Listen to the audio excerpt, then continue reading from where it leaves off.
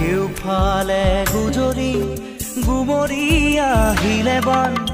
উটুৱাই নিলেহি গাঁওখন সুখৰে ঘৰখন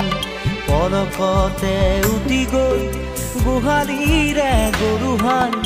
পলকত নিয়তিয়ে মোক কৰিলে কঙাল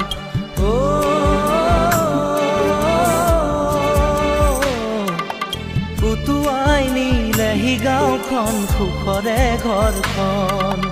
কেউফালে গুজৰি গুমৰি আহিলে বান উটুৱাই নিলেহি গাঁওখন সুখৰে ঘৰখন পলকতে উটি গৈ